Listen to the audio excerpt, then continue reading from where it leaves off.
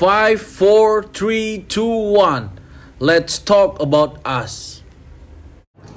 Nova Yumita Pakpaha. Hai guys. Oke, teman-teman, sekarang kita kedatangan bintang tamu yang benar-benar wow dan agak ceria ya. Sebelum kita masuk ke pembahasan kita, silakan perkenalkan diri Anda. Hai guys, nama aku Nova. Aku kerja di Jababeka juga, satu perusahaan dengan Otis. Iya. Dan aku kerja di bagian legal. Jadi bagi kalian yang mau ketemu sama aku, beli dulu unit Jababeka. Jualan ya. Iya, Oke, maksudnya dulu tuh pernah aku ngeposting tentang Jababeka Senior Living. Nah, terus dia komen gitu loh. Dia komen, dia di Movieland, dan aku juga tahu Movieland itu kan kantor pusat apa kita kan, pemasaran kita kan. Nah, jadi berarti deket dong, kenapa nggak bikin konten bareng gitu atau bikin sebenarnya podcast aku bareng. terpaksa sih. Makanya aku bilang, deket juga, sombong banget sih karena Soalnya kita nggak dibayar. belum ada sponsor ya. Oke. Makanya nih botol air minum masih kosong guys. Botol air minum masih kosong. Buat sponsor-sponsor yang mau mengisi, ini akan hadir terus. Brother Podcast ini akan mengisi hari-hari masyarakat terus dan membagikan informasi-informasi tentang kesehatan. Begitu no. Keren kan? Yang akan kita bahas kali ini adalah tentang penyakit atau gangguan di bagian lambung. Apakah Anda sering mengalami gangguan-gangguan pada lambung Anda? Sering sih. Kenapa? Karena aku suka makan yang pedas. Dan aku nggak teratur makan juga sih. Karena setiap pagi tuh kalau pagi sarapannya susu. Sarapan. Yes. Sarapan. Bahasa Inggrisnya apa sih sarapan pagi? Breakfast. Yes. Breakfast. That's right. Jadi aku tuh pagi-pagi minumnya hanya susu. Gitu kan. Disebutin gak? Nggak usah. Biar ikon. Nggak usah. Terus roti, udah kayak ala-ala gitu ya. Nah, sama buah sih. Itu Tapi setiap kalau pagi? Itu buah setiap bagus pagi? nggak sih? ya buah bagus lah. Iya, buah bagus. Tapi kadang aku nggak teratur. Jadi misalnya kemarin aku makannya jam 8. Jam 8 pagi. Tapi besoknya jam 10. Terus besoknya lagi jam setengah 8 atau jam 7 atau jam 9 kayak gitu. Jadi nggak teratur sih. Nah, kemudian suka pedas dan tahu pedas itu bisa menyakiti lambungmu itu kapan? Kapan kau tahu makanan pedas itu menyakiti lambungmu? Waktu aku sakit perut lah. Kalau aku sakit perut. Misalnya nih, makan seblak nih, Ah. makan seblak pedas, langsung sakit? Enggak, tapi lucunya aku kalau misalnya setiap makan yang pedes ya, itu nggak langsung sakit. Tapi kalau misalnya ada dia jeda waktunya. nah, kalau misalnya aku hari itu berturut-turut makan yang pedes, itu malamnya aku pasti nggak bisa tidur. Jadi contohnya jam 12 aku mules, perut aku panas. Panas? Iya, panas Berputar gitu. nggak? Rasa kayak berputar gitu, kayak melilit gitu nggak? Lebih ke panas banget sih. Panas banget ya? Panas. Dipegang juga panas? Kayaknya sih iya sih. Waduh. Gitu. Berapa? Jadi kayak panas banget. Kilo macamnya. Jadi kayak panas gitu kan, jadi harus bener-bener yang aku congkel terus aku muntahin. Kenapa? Aduh, ini Karena buat teman-teman yang pencinta pedes, kenapa gitu loh? Aku juga suka pedes, tapi aku nggak buat pedes. Berarti aku tahu levelku di mana dan aku tidak memaksakan diri untuk memakan makanan yang ekstra pedas tersebut. Contohnya nih, aku kalau misalnya siang makan yang pedes, terus sore nggak makan yang pedes, itu nggak apa-apa. Nggak apa-apa. Tapi kalau misalnya siang udah makan pedes, sore makan pedes, terus ngemilnya yang keripik pedes, tau gak sih, itu aku suka banget. Makanya ini salah juga Iya sih. suka, tapi kan pada akhirnya akan menyakiti kan, dan itu terulang kan. Misalnya pas mau tidur nih sakit lagi, dan itu, aduh teman-teman, ini yang menjadi problematika. Jangankan kaum milenial lah, kita aja yang dari anak 90-an mengalami gitu loh, karena udah suka kan, kesukaan masuk ke kategori kesukaan kan. Jadi patternnya diterusin gitu terus gitu kan. Iya. Nggak mau merubah karena suka gitu loh. Dan parahnya lagi kalau misalnya nih tiap hari makan yang pedes, tingkat kepedasan kita itu pasti naik kan? Nah, ini juga yang mau aku jelasin teman-teman. Oke. Adik kandungku kemarin yang di podcast sebelumnya Yeah. itu wah bisa dibilang sih tingkat pedasnya udah gila ya. Jadi gini, contohnya lah kita bilang yang makanan yang pedas yang saat ini orang-orang tahu kan, misalnya Ricis level 5 tuh, yang kayak Ricis yang level 5-nya. Aku suka banget. Aku aja makannya pakai nasi, chickennya 1, nasinya 5. Karena saking pedesnya, nutupin pedesnya itu yang level 5 itu. Aku level 4 tahan loh. Ini aku level 5. Nah, Oh, iya. aku mau ngeprank dia ceritanya. Ini orang pasti kepedesan karena dia awalnya itu suka pedes banget. Aku kasih lah kan. Nah, ini ayam apa bang? Biasa ayam yang di pinggir-pinggir jalan atau gitu. Cuman aku ada sausnya. Iya udah aku olesin saus, aku bilang gitu kan. Nah, dimakan sama dia lebih nggak ada ekspresi apapun, cuma udah, oh iya pedes gitu doang. Nah, Okay. jadi teman-teman gini, ketika saya makan pedes, contohnya nih, saya makan bala-bala pakai 1 cabai, saya kepedesan, oke? Nah, ketika saya udah makan 1 cabai ini saya kepedesan, besoknya saya makan 2 cabai, yang 1 cabai saya nggak akan rasakan pedas. Kenapa? Karena sistemnya itu di saraf. Berarti kalau udah makin pedes kau makan, misalnya 10 cabai ini baru pedes, berarti udah banyak juga sarafnya yang putus. Oh my god, really? Tapi kalau misalnya aku pernah kan, Iya. karena memang aku sakit lambung, kapan aku lupa. Jadi selama 1 bulan atau 2 bulan, aku nggak pernah makan cabai. Oke. Tapi sekalinya ke 3 bulannya itu pas aku lagi makan cabai untuk pertama kalinya ya, itu pedes banget. Nah, itu makanya aku bilang, kalau dari tubuhnya sendiri akan meregenerasi. Contohnya gini, aku yang tadinya udah kuat nih makan 10 cabai, terus nggak makan cabai lagi kan. Nah, kalau memang masih muda, regenerasi sel kita kenceng, bicara saraf itu dibagusin. Oh, oke. Itu. Jadi kalau memang misalnya kayak adik ini, emang aku juga udah ngomong langsung sama dia, jangan-jangan saraf udah banyak putus deh ini. Gak pedes lagi. Ih, gila dong, resis level 5 itu gak keringet. Yang level 5? Iya, gak keringet, gak pakai nasi, cuman kayak makan cemilan doang gitu. Oh iya pedes katanya. Dan ekspresi muka itu kan kelihatan, nggak bisa dibuat-buat. Kalau pedes tuh pasti nyari air minum, nyari apa gitu. Enggak, dia biasa aja, nggak pakai nasi itu. Makanya bilang, buat teman-teman yang suka pedes juga hati-hati. Kalau nggak percaya dengan kata-kata saya juga dulu diajarin sama dokter spesialis saraf. Dan dia ngajarin, kenapa sih dok? Aku tanya kan, adikku itu kalau makan pedes tuh parah gitu kan. Nah, dia jawab seperti itu. Karena di level dia yang ini tuh udah banyak saraf-sarafnya yang dirusak gara-gara cabai itu. Karena kan sebenarnya rasa pedas itu kan bukan rasa yang kayak kita belajar dulu di IPA, kan bukan rasa dia. Kan kalau rasa di lidah itu kan di ujung manis. Oh iya, pahit, asam, asin. Nah, si pedas itu bukan rasa. Bukan. Jadi, itu sensasi terbakar lidah Anda. Oh my god. Jadi selama ini nggak tahu? Enggak. Ya. Bukannya, jadi nggak menyadari sih. Iya, makanya aku bilang, kenapa aku buat YouTube juga gitu, kenapa? Karena memang banyak di luar sana orang-orang yang nggak tahu hal-hal sepele pun, banyak orang yang nggak tahu. Makanya dari podcast ini, dari semua orang yang dengar podcast ini akhirnya tahu gitu loh, kalau itu tuh bukan rasa, itu tuh sensasi terbakar, lidah Anda sedang terbakar dan membara lah. Makanya kan merah warnanya juga, bibir merah, lidah merah. Ini aku karena lipstick ya guys. Nah, jadi kalau buat pecinta makanan pedas, selain merusak lambung dan sistem pencernaan, balik lagi sarafnya itu loh. Jadi si dokter itu memang bilang, jadi sarafnya itu putus loh gitu. Jadi kalau bercanda-bercandaan kita di, ya nggak resmi banget kan, ngobrol-ngobrol biasa, itu udah banyak yang putus sarafnya. Makanya dia nggak rasa pedes di 1 cabai, dia nggak rasa pedes. Tapi kalau misalnya nanti misalnya dia udah berumur 30 atau 40 lah, itu akan ada pengaruhnya nggak? Atau di masa tuanya gitu? Tergantung. Kalau aku bilang tergantung, karena tubuh kita ini kita yang bangun. Kita yang ibaratnya kita yang bangun, kita yang menciptakan ekosistemnya. Contohnya dari minum. Kamu makan dulu apa minum dulu, atau habis makan nggak boleh minum? Aku minum dulu. Minum dulu baru makan. Nah kalau aku makan dulu, tunggu sejam baru minum. Makan dulu, tunggu sejam. Berarti nggak minum dulu? Enggak. Bukannya lebih bagus kita minum dulu baru makan? Nah alasannya apa? Kalau saya bilang makan dulu, ini nggak minum kan? Nah itu, kita yang menciptakan ekosistem tubuh kita ini. Nah gini contohnya, ada orang yang bilang gini, aku udah lihat nih beberapa orang ngomong sama dokter kan kayak, aku minum dulu dok baru ini. Nah dokter ngajarin gini, nah aku mengikuti sistem metabolisme tubuh yang benar. Contohnya gini, waktu makanan ditelan, itu nggak selonjoran, gitu ke lambung. Itu ada gerakan namanya gerakan peristaltik. Itu nggak bisa didorong pakai air. Kalau didorong, prosesnya rusak.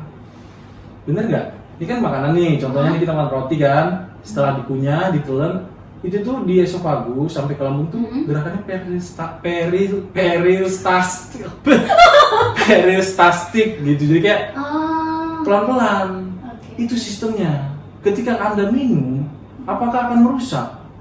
Akan mengganggu sistem itu? Pasti mengganggu. Tapi ada tapinya.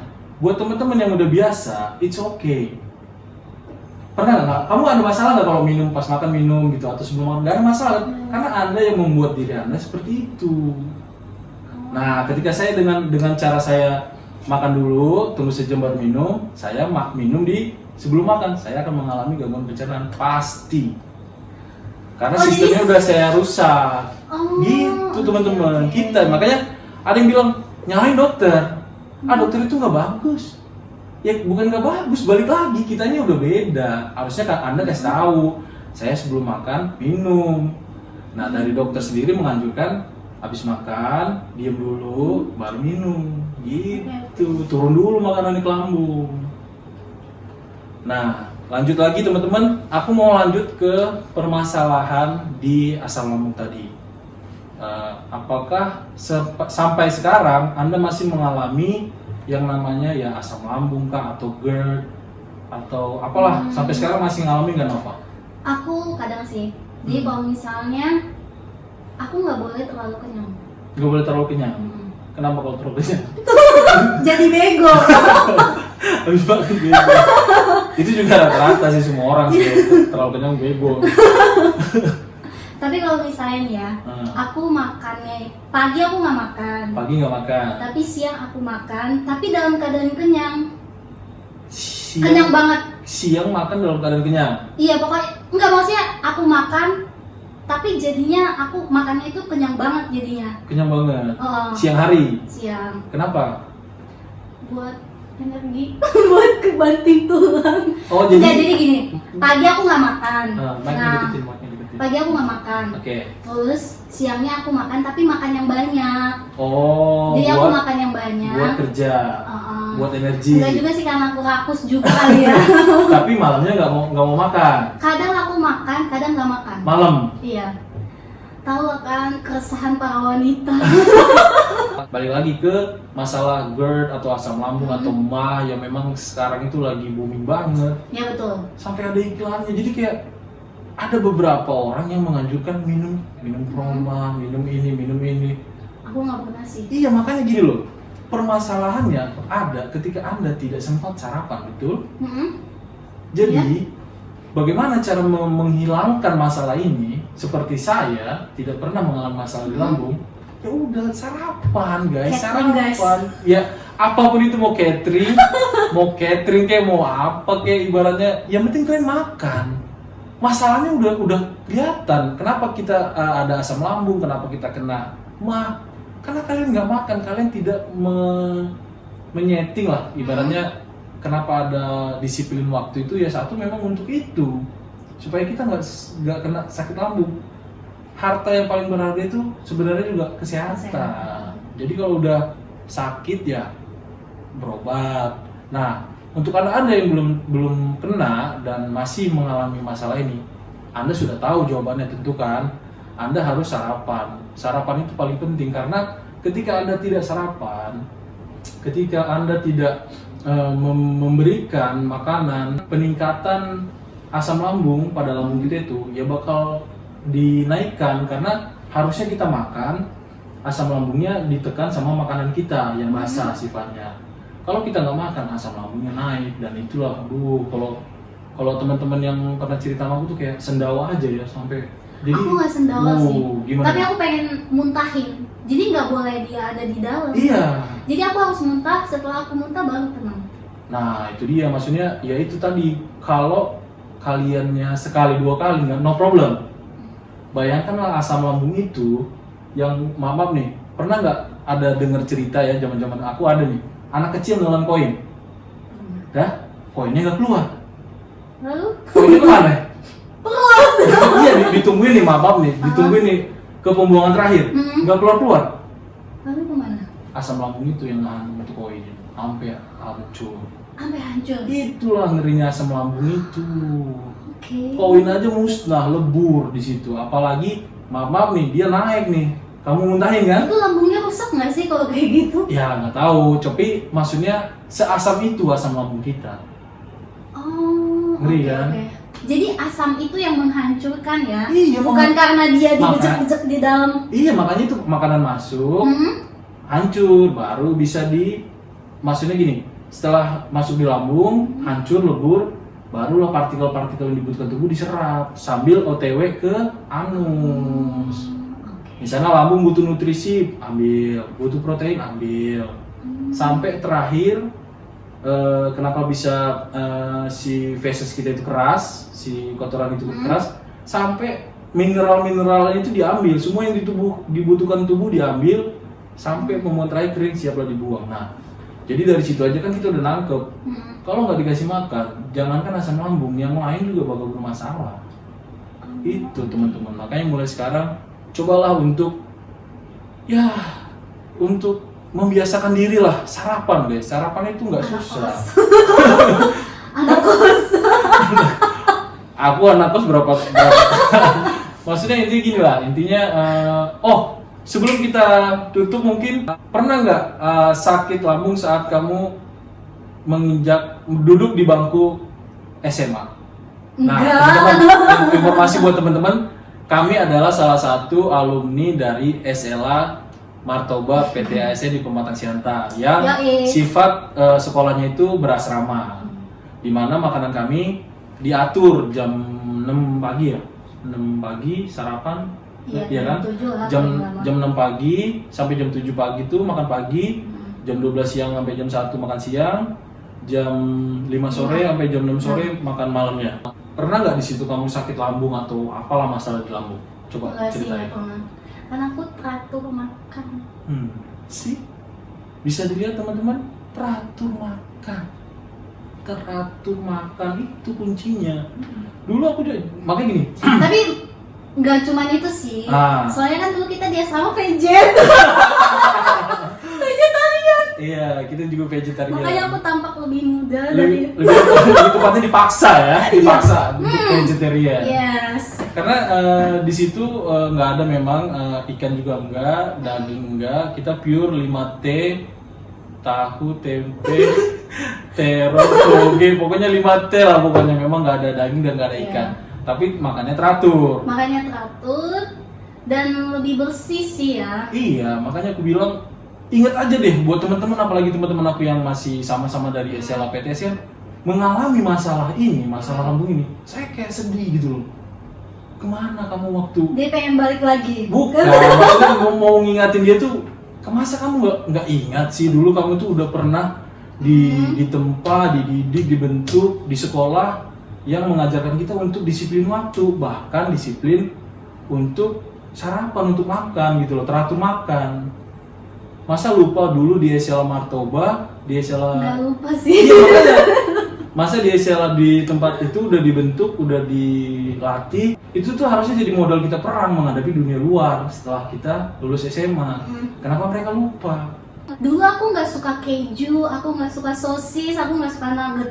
Oke. Itu tuh karena kayak dirinya tuh kayak beda gitu kan.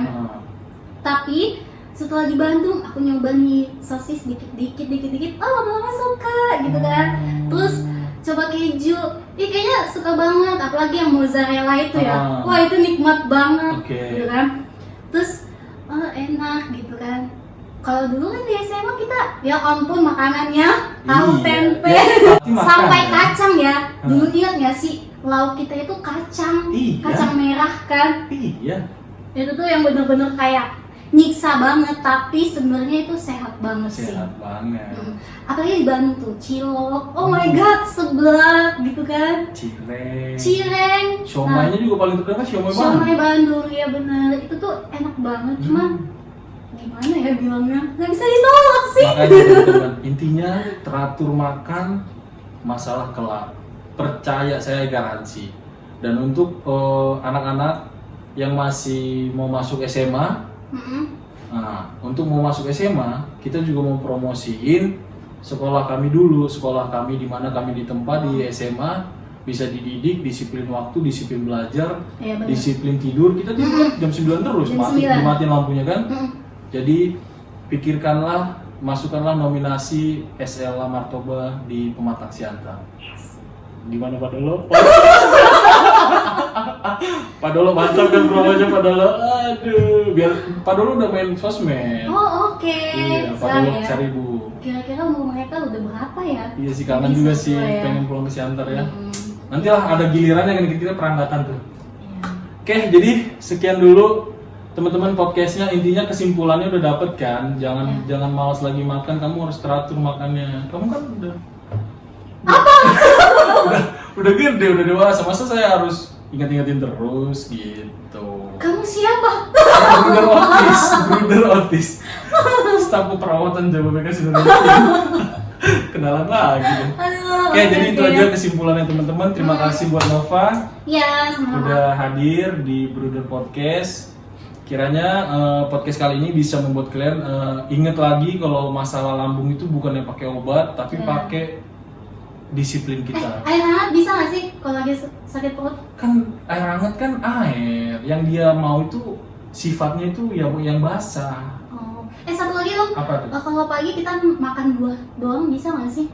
Kalau aku bilang sih nggak nutup, karena yang dia mau itu kan kayak karbo. Makanya gini loh, Oh. ada yang bilang pagi itu makanan raja, kita itu makan kayak raja, mau apa aja dimakan boleh. Nanti siang makanan ratu gitu, kayak pilih-pilih. Nanti malam kayak makan orang miskin, dikit aja, tapi ya itu karena malam itu kita istirahat. Berarti selama ini aku salah ya? Nah itu dia Nov yang harus diperbaiki. Baiklah. Oke, sampai di sini podcast kita tutup. 5, 4, 3, 2, 1, let's talk about us.